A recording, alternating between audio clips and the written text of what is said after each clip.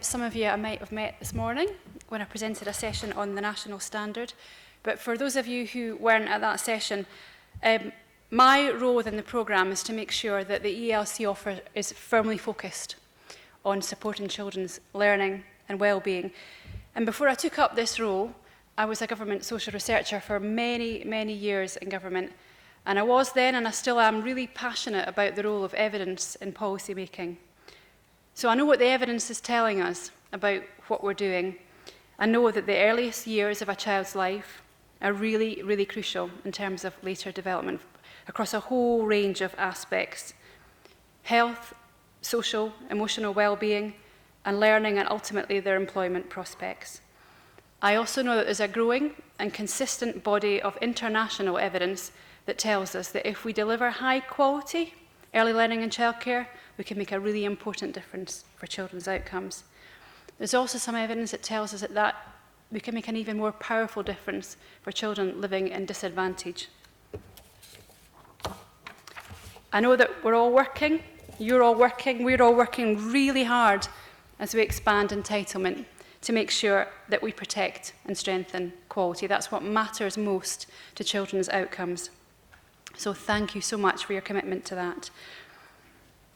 Although there's a really robust international evidence base about what we're doing, it's really important that we understand what this investment means for families and children in Scotland. So to do this, we're evaluating the expansion. It's a huge investment, it's a lot of resources, it's a lot of money. It's really important that we robustly evaluate value for money. So we've designed a specific study called the Scottish Study of Early Learning and Childcare, CELC for short. There's always a horrible acronym, CELC. So we started this evaluation already. I know some of you will have been involved in it. And we started by measuring outcomes for 2-year-olds, the eligible 2-year-olds. Their experience of early learning and childcare, their experience of 600 hours. So that's our baseline measure. And then later on, we're going to collect similar data for 2-year-olds in receipt of 1140 hours. We published the first report from the CELC study just last month in August, and that's about the 600-hour offer for the eligible 2. So have a look at that. As I say, many of you would have been involved in helping with that evaluation. The evaluation took place across 30 local authority areas. It's amazing. So it's likely that you or some of your colleagues were involved in that. And given that we're going back again into the field over the next few years to explore impacts for 1140 and for a whole range of age groups, it's very likely that you'll all be involved in the study at some point. So we're going to take this opportunity to say a massive thank you for that. We know it's an extra ask, but as I say, it's really important with an investment on this scale that we get it right in the Scottish context and not just rely on that international body of evidence. The research evidence is really important. It helps us to make sure that we're getting things right. But if I was to ask you why we're doing this, why ELC matters to you, to the families that you work with, and to the children that you work with, I think you'll probably all be able to tell quite a powerful story about that. So before we go back to our day jobs, I wanted to share with you some stories from families that we've been talking to recently. We've managed to get out and about and speak to families about what the offer means. So I'm going to read out some of the family stories in their own words. I haven't brought my tissues with me. I'm going to try and get through this. So I'm going to use their own words because I think it's much more powerful than me trying to paraphrase. I'm going to, first of all, share the story of Megan and her sons, Thomas and William. They live in a rural community and they're accessing funded hours in a school nursery that's been phasing in the hours. And this is what Megan told us when we met her just a couple of weeks ago. She said, William started primary 1 this year. He came to nursery for a year and a half before that, so he would have received some 1140 hours. This helped him and me with the transition to primary school, because I was really nervous too. Things that I had worried about for starting school, things like the longer days and having lunch in the dining hall, he got used to in the nurturing environment of the nursery, and that helped us both. This year, my 3-year-old son Thomas has started funded ELC. At the moment, he attends weekday mornings as well as 2 afternoons. But maybe next year, once he's settled in, he'll take another afternoon session. I'm going to break off to tell you that he's already taken another afternoon session. I spoke to his practitioner at this event earlier on this morning. He loves coming to nursery, And I can see the impact that this is having on his development. He has lots of friends, and his speech is really coming on. I've been out of the workforce for a few years while the boys have been wee. But now I'm doing an Open University degree in maths. And hopefully afterwards I'll do a PGDE to become a high school maths teacher. The extra hours of funded ELC have meant that this year I've been able to take on an extra module for my degree.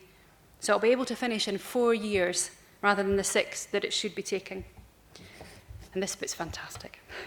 I'm also using one of the afternoons to volunteer in the local high school to get experience in the classroom. And I hope this will help me get onto the PGDE course sooner. And it's also providing extra learning support for the children who need that extra support. When I first heard about the extra hours, I was really sceptical.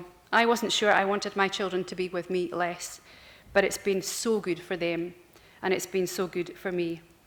Now, if that is not value for money, I don't know what is. There's the offer having an impact on our boys, both of our boys. It's having an impact on Megan and what she wants to do with her life, but it's also having a wider impact because Megan's given something back to the community around her and supporting other people's learning. Isn't that fantastic? So we've heard about how the additional hours are impacting on children's outcomes, and we've heard about how it's impacting on parents' ability to train or to work. But what I've also heard recently is how it's supporting families in other ways that I hadn't anticipated and I hadn't considered.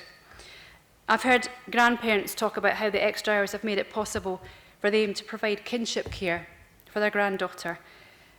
And the grandmother clearly had a physical health issue, and what she said is that being able to use the funded hours that granddaughter was receiving, hours that matched the kind of the school day, she said it allowed her to provide that kinship care without it taking too much toll on her health and well-being. So it was keeping a family together. I don't think does anyone anticipate we would achieve that?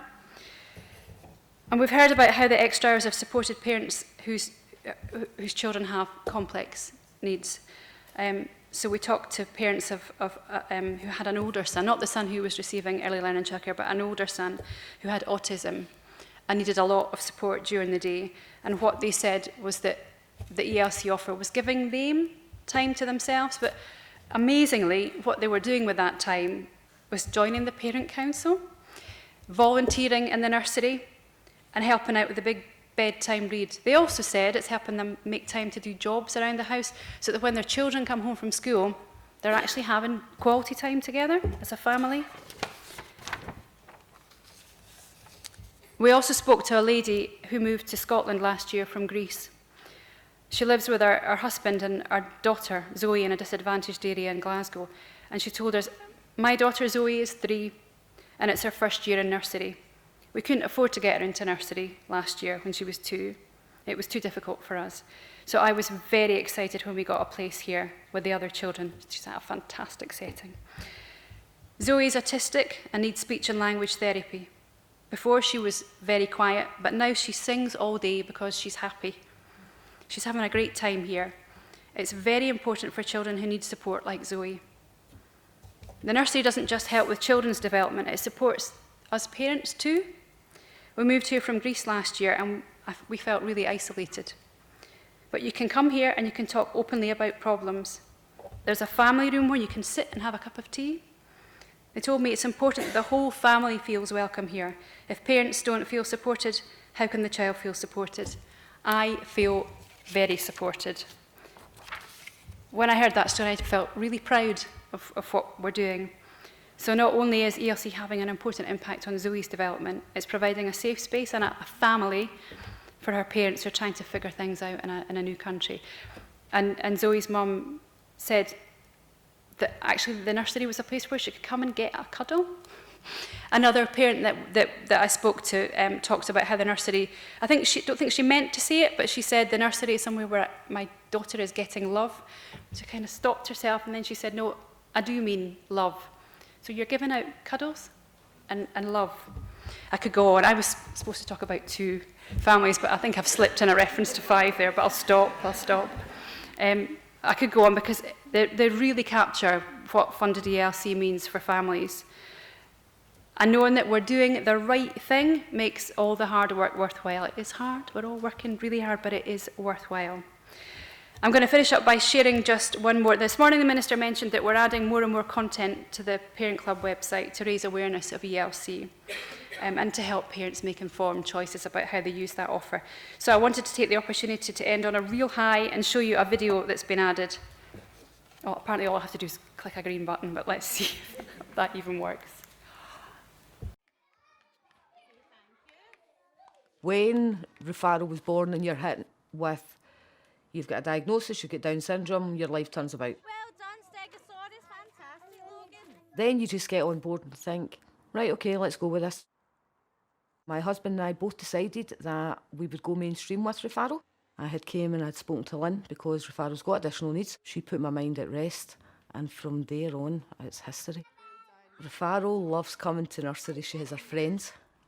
She loves the structure, and she loves playing outside. Sarah Jane, I just feel is absolutely amazing. She's been with Rufaro since the day she came in. Me and Rufaro have a very close bond since day one meeting her. I've moved through the nursery with her. 5 little monkeys jumping on the bed. I was with her when she first started to walk. One day she got up, grabbed a walker, started to walk and let go, and that was her. She's non-verbal, has a few words, but they've been on Macaton. Are you going to give me some more dinner? Thank you. I do Macaton through the day with Rufaro. With that, her confidence is really, really strong. We have a close connection as a family with Sarah Jane. With Mum and Dad, they're fantastic. There's loads of feedback from both sides. Oh, I just think the nursery's amazing, and when I see how Rufaro's come on, the doubts that I had, I don't have doubts anymore. I just see the future for Rufaro, and I know that she's just going to keep going. She makes my job very rewarding. Always think children with additional needs need that little bit more nurturing, and to be able to get them in to a nursery is fantastic. When I put Rufaro into nursery, I know that she's in the right place. Isn't that inspirational? And if you're interested to see a bit more, there's a separate video on the Parent Club website about Sarah Jane, Rufaro's key worker. And that should help parents to feel confident that their children, and especially children with additional support needs, are being supported by high quality staff across Scotland. So you can probably tell we really love hearing about these stories, about how a living 40 is impacting on real lives. It brings the policy to life. We're not out there day to day in the way that you are. If you've any stories like that you think are worth sharing, we'd really like to hear from you. Please get in touch through the Partnership Forum and we'll work with you to share those more widely, but please just get the parents' permission first of all before you do that. So thank you for listening, thank you for what you're doing, and I hope it's inspired you to keep doing the fantastic work that you're doing.